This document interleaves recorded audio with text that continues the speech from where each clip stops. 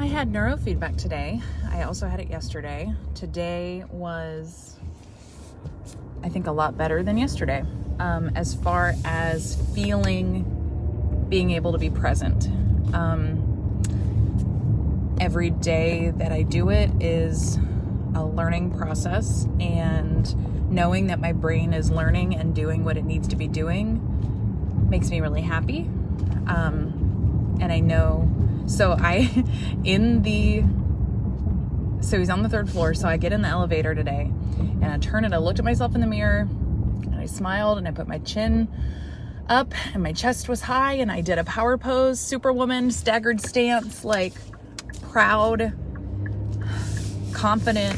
And so I went into it with that.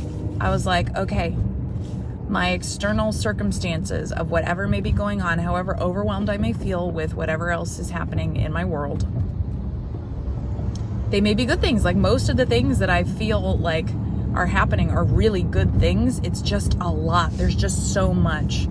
And oftentimes for me in the past, what's happened is that is the case, and I shut down, where I feel overwhelmed, and then I procrastinate and I sit and nothing happens, and I'm like, okay. And I'm realizing that can even be the case with good things. Like, overwhelm can happen, and so it's my job for myself to be able to step away from things and have boundaries. I even talked to Dr. Cochran about this, that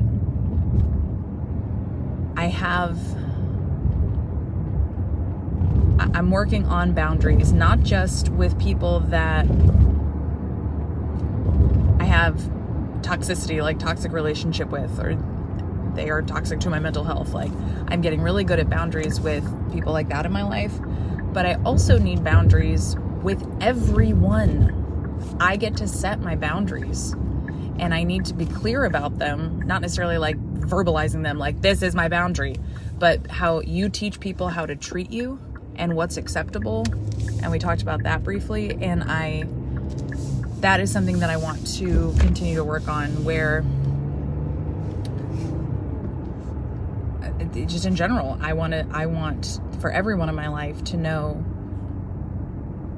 this is the way I expect to be treated. This is a boundary I have in that way. So kind of like reframing and redefining what boundaries are, and not just thinking about them in like a negative connotation of like, this is a toxic thing, I need a boundary, but boundaries in all things. And what's cool is that doesn't sound like a daunting thing to me so much as it sounds like it was very enlightening. It felt like that made a lot of sense, because I'm very empathetic, and I tend to kind of take on other people's problems and thoughts and emotions and feelings, and that can be very hard, because then it's hard to I don't want my being and my emotions and feelings and thoughts to become other, like to take it on, right? So I want to work on being empathetic and not internalizing it myself, so that I feel bogged down by other people's stuff. I hope that makes sense. So that's something that I definitely want to work on. But as far as the actual session today, I sat comfortably. I tried to remind myself not to, clench my jaw and let my shoulders eke up toward my ears. And so I enjoyed, this sounds so silly, I really enjoyed the episode of The Jetsons that I watched today, because I wanted to focus on being present. And before, even just in past sessions, I've been like, what does that mean? And then I get too much in my head. It's too much of the metacognition, the thinking about thinking, right?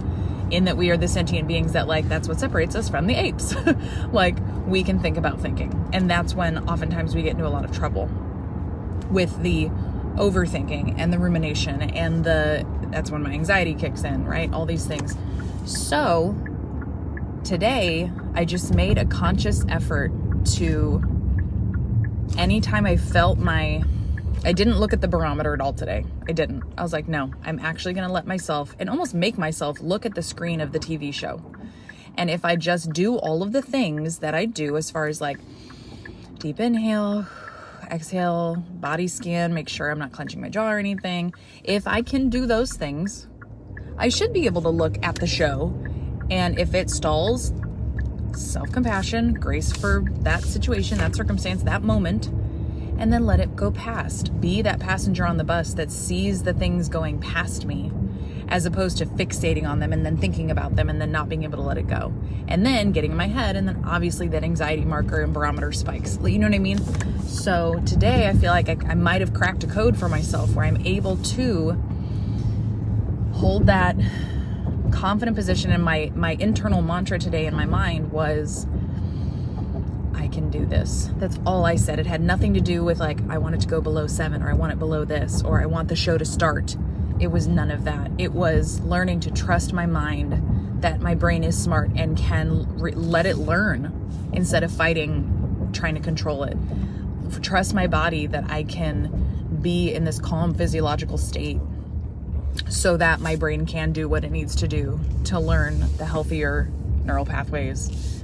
And just sit and enjoy the dang episode of the Jetsons, which I feel like I did today. And it really leveled out. That anxiety marker really leveled out today. Really low, very even keel, gentle hills and valleys as opposed to spikes all over. So I'm working on learning how to be present in the moment, and it feels really good.